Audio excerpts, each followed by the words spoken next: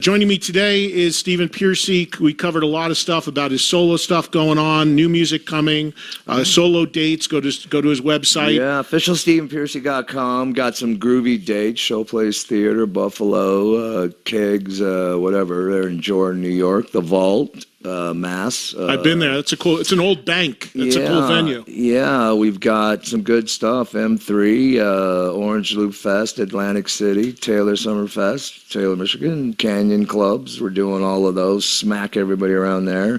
Pigtown Palooza and Rock the Dam. The venue, Colorado, and August 13th, whatever. Monsters on the Mountain, Rock Timber. So there's some groovy shows. Cool. Yeah, good stuff. Go out and see Stephen. We covered a lot of different things here. His health, which thankfully is good. Oh, that's most important. And everybody's health. Of course. And now let's get to some of you guys. I promised you a chance for you to call in and ask Stephen a question. We start in the Bronx, New York, with Joey joining us right now. Joey. Yo. Yes, what's up? Listen, I'm a first-time caller, everyday listener. God bless you, Eddie and Steve. Thanks, Joey. Very cool. I met you, Eddie, at Dingbats, at the metal show thing with my daughter. I told you I grew up with Mark Morton. I was like his first drummer before Lamb of God. It's like an ugly divorce, like Ratt. So listen, I'm calling because Steven, I want to tell you, bro, I never understood. Real quick, Eddie, I'm from the Bronx. If something slips out, I'm okay, like a language-wise? Yeah, you can say anything the fuck you want. Oh, fuck, you're fine. Listen, Steve, I've been in love with your band and you since since the EP, okay? Walking the Dog, cool. You Think You're Tough, all that stuff, man. The reason I'm calling, and I always wanted to tell you this and to see your take on it, is I was at that Paramount show, okay? The infamous Paramount New York show, okay? But but now remember, I saw you back in the 80s, okay? So I've seen you when people are ripping billboards off sold out shows and all that crap. This show to me was one of the best fucking shows I've ever been to in my life, and I don't understand all these fucking people. This apology you had to put out, all these people complaining and bitching. God bless all those clean and sober dude. God bless Friday, okay? But, dude, you went on stage. You're getting freaking smashed with Jack Daniels. You're taking shots. Your knees all blown out. It was pure rock and roll. Everyone's complaining about people playing the tracks. You're going up there, keeping it so fucking real that you're you're taking shots at Jack. I love you. I thought that was one of the best rock and roll shows ever. What's up with that? Why do you feel that you had to apologize that much? I mean, fuck these people. No. Bro. Go ahead. I'll tell you what. Hold on, Joey. I know what he's talking about. And Joey, I appreciate the call, but we got a ton of calls, so I'm going to keep moving. But he's talking about where you were not well on stage. I remember. That's what I said earlier. Yeah, Joey. I mean, I appreciate everything you said, but I think Stephen, you would even agree that's not how you want to perform. That's not what happened. I just found, I just got into another bag of tricks that night to ease the pain there. But I'll tell you what, though, it's ironic that you said people thought I sang the tape. I've done some shows, and I don't know what's going on, but we've had people complaining that I'm singing to a tape, and I'm like, I'm the last fucking person to sing to a tape, man. Thank you if you think I sounded that great. Exactly. Usually it's better than you fucking suck. But yeah, I mean, Joe, I appreciate where you're coming from, Joey, that he went out and he the spirit of it, but the health of it, that's not what you, and if you're going to see a show, you don't want a singer not to be able to stand up and holding onto the drums to not fall down. Nobody wants that. I got to tell you, the only time I literally had to shut down a show is when I had a hernia on fucking stage. It was getting ready to burst in my belly here. Remember that? And paramedics had to come out, and half of the show done, over, see you, goodbye. Jeez. So, that's the way to go out, not being loaded. Right. Right. Jason in Pennsylvania, go ahead. You're on with Stephen Pearcy. Hey, Stephen, and hey, Eddie, how y'all doing? We're good, man. What's your question for Stephen? Go. What year was your band formed, and what is your favorite Ratt song? The Ratt, as we know it, the legacy Ratt, the real Ratt, Bobby knows all these questions by the day, minute, hour, I swear. Early 83, kind of instigating the end of 82. But 83, my favorite Ratt song, I just love the EP. I mean, people ask me that. It's not Round, it's not Lay It Down. It was the EP because that's what established our ground in that town, so to speak, the Sunset Strip. Is there any movement on that getting a reissue? Because it's the ownership of that is in this weird place, right? Oh, let me tell you something. It'll be released. I'll release it next year. The EP. Oh yeah. So you get it it's out, coming. Vinyl, CD, everything from people. It'll be here next year. That's good to hear because there was it was an independent label that did it, and there was some legality with that, right? Trying to get it back. No. We're finding the tapes. Do you have the masters? Yeah, but it's all been settled, of the ownership of that platter there. Do you have the masters of the EP? Do you know where they are? Yeah.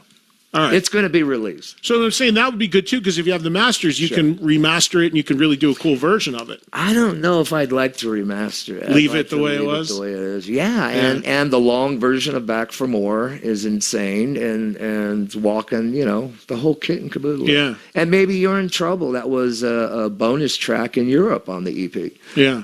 Here's Tristan in Arizona joining us now. Hey, Tristan. Hey, Eddie, I met you at the Rainbow the other night, and I shook your hand. I was the dude that looked 10. I just wanted to say thank you for saying hi to me. There was a lot of people there. You brought the strip back to life, man. I mean, I'm almost in tears right now, dude. I've been watching that metal show for years, and, everything about the Sunset Strip, I saw it that night. And when I was there, I didn't even think I was in 2022. And Stephen Pearcy, I fucking love you. Sir. And man, you guys are epic as fuck. I can't believe it. You guys, I've been on the phone for an hour. I'm in Kingman, Arizona right now at Stromboli's. If you guys ever come to Kingman, Arizona, you guys want free pizza, come to Stromboli's, the original Stromboli's on Andy Devine. Hey, man. We'll get you some free food. You guys are about an hour away. I just want to let you guys know I love you. You guys kick ass. You got it. You plug that restaurant, pal. Pounding like a drum, man. I love you guys. Right on, brother. Tristan, thank you, man. Good to meet you at the Rainbow. And yeah, man, Stephen, you and I like kings if we go to Stromboli's in Arizona. It's gonna happen. Yeah, we'll get there, man. Thank you, Tristan. I'll create a song for them. Good to meet you. And he's right. In the mayhem that was the Rainbow Party on Sunday, and it was mayhem. Yeah. There was a line of people down the block that couldn't get in, unfortunately. They had like 4 times the amount of people that they normally have.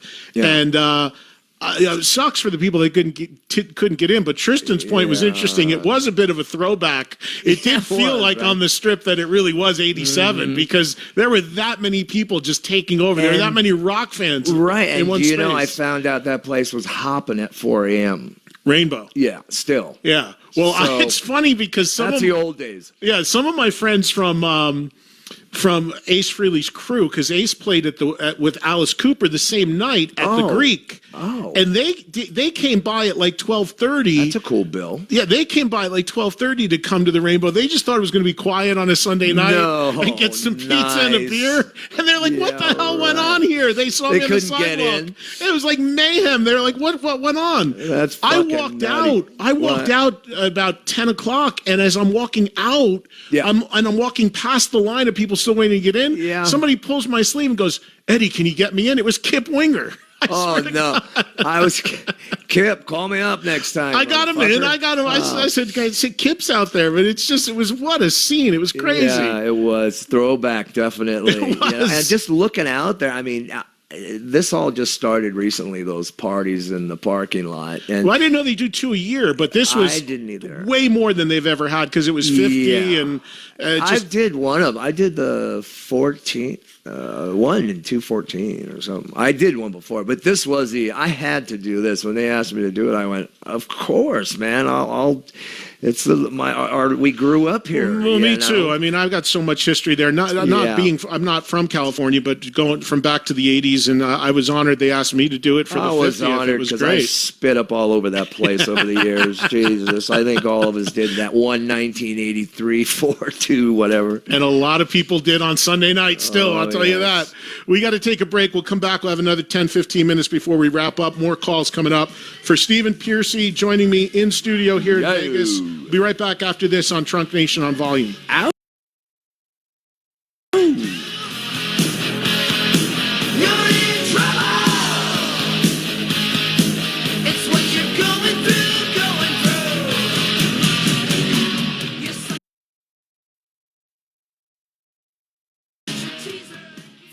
Your destination for all things rock.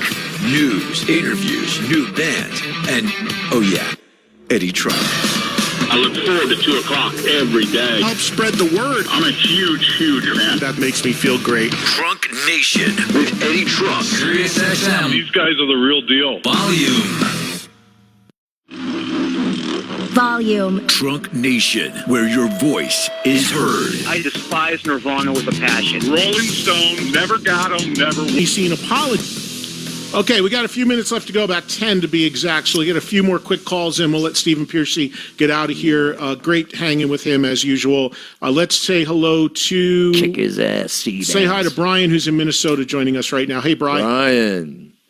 Hey, guys. Hey, Stephen. Hello. Great to talk to you. Long-time Pleasure. fan, long-time listener. Very cool. Hey, I wanted to ask you about the Infestation record that you were talking about earlier. Yeah. I loved that album. I saw that tour. I thought the tour was great. I still have the T-shirt.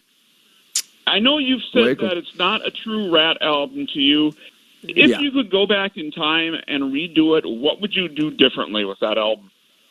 Well, I would have I would have the original guys. If I had my way, it would be the original guys, but hence there was no Robin. And that's when things kind of changed for me. I got to say that and put it out there. My whole perspective on what monster I created and us as a band and our legacy. You know, when Robin was out of the picture, I knew it was pretty much, you know, we did what we had to do.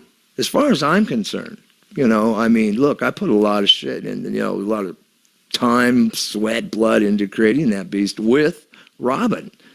You know, he was a very important part. And I knew when he was, you know, out of the picture and it would never be the same, you know. But we get close. You know what, Brian, I call it, you know, it's good, but no cigar. You know, you didn't, you know, it wasn't Ratt. And to me, I mean, I've been through all of those motions and notions and oceans and it just, I'm affected a little bit more differently. I take it a little bit more personally than anybody else. Somebody would go, that's a great record like you. I love it too, man. My favorite song, Eat Me Alive, you know.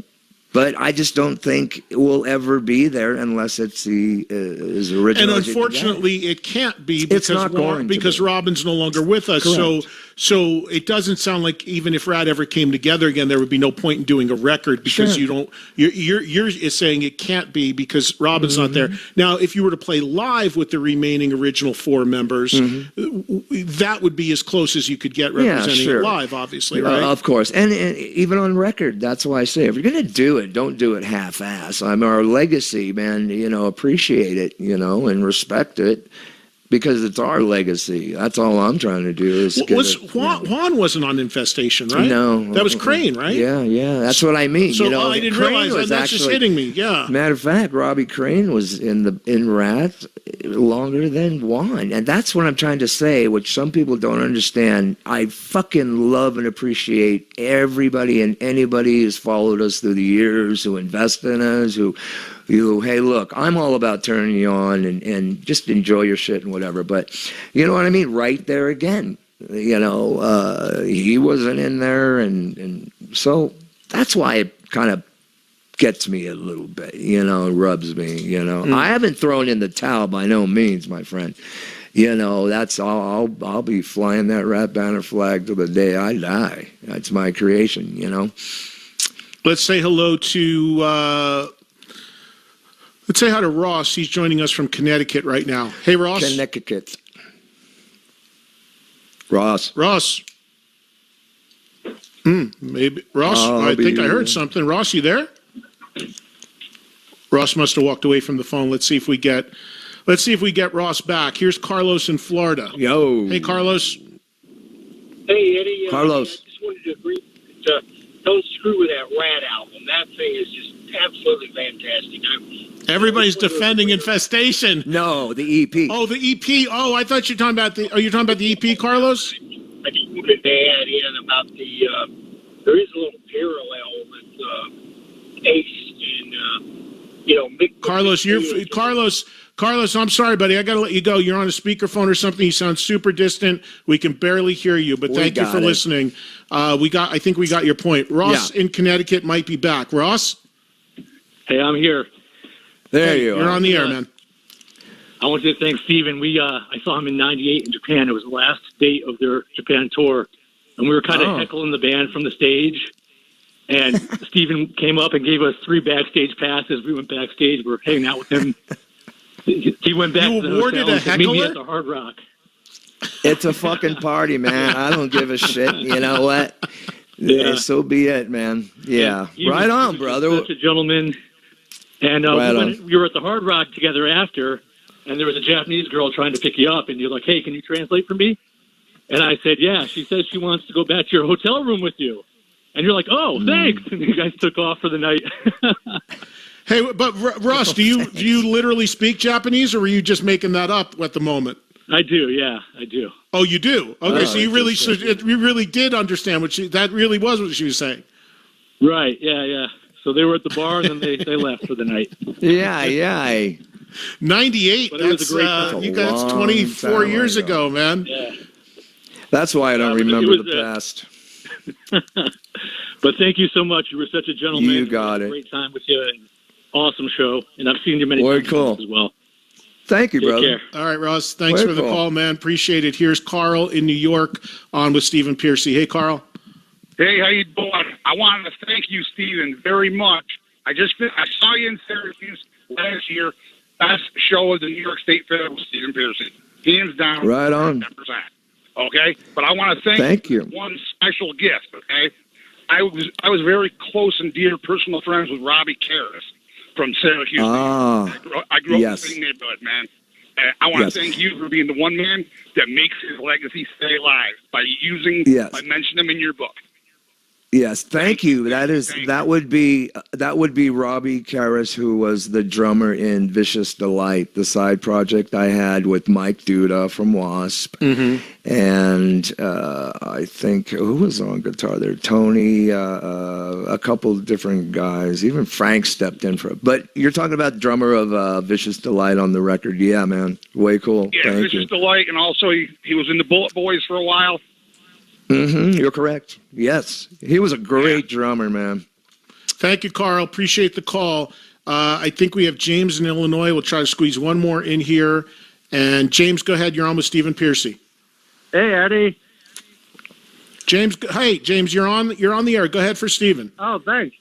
Stephen, I just want to tell you the first time I heard Round and Round, I'm a little buzzed.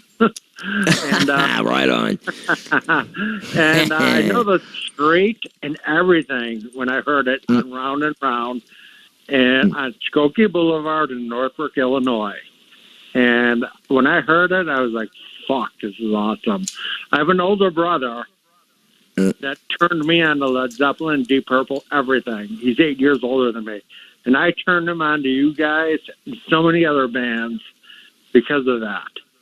Right on. Well, thank you, James, for the call. Cool. It's amazing music that still holds up incredibly well. I've said it so many times. I think people forget just how many hits and huge videos and huge songs Ratt had over the decades. And it's great you're keeping it alive with your solo record. And I think, or your solo band. And I think all of us as fans hope that some way the stars can align and we can get you, Juan, Bobby and Warren up there one more time. Sure, but let's be real about it. I don't pretend or buy anybody's bullshit. So, I'm me, like you should know me by now. I move forward, and this is it. I pretty much, you let sleeping dogs, sleeping rats, cats, whatever it may be, lie.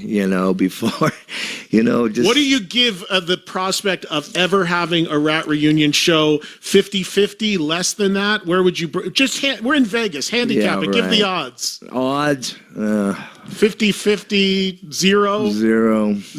Yeah. It's done. It's dead. Pretty much. You're putting a nail in the coffin. Ratt is done. But not me. Ratt. But it has nothing to do with me, my friend. Look, I'm not a beggar here. And look, if you want to be a part of your legacy, then respect it and be a part of it and tell the world, man. Don't just say nothing. There were 5 important members in this band that made that band, right? Yeah, no doubt. Didn't matter who wrote the songs or who did this, that, but it's like come together or not at all. You know what I mean? What was all for one, one for all, that shit doesn't fly. You know what I'm saying? So I don't know if people understand that, but it's a hard nut. And look, I'd rather just keep that legacy alive and respected and see what happens. All right. Well, what the 5 of you guys did was special and still stands the test of time. And so I you love can go see me on tour. Go see Steven. He's got a bunch of dates. We got to wrap it. Thank you so much, You're man. welcome. And everybody out there, thank you very much. And I'm out there doing my ratting and rolling, and see you there. Yep, for sure. This one kicked some ass at the Rainbow the other night in the set, Little Wanted Man. Closing out Trunk Nation. See you tomorrow live, 2 Eastern time once again, with Geezer Butler sitting in tomorrow, one of the founding fathers of metal, and of course from Black Sabbath. We'll have that tomorrow. Have a good rest of your Wednesday, everybody. Take care. Give them a kiss, baby.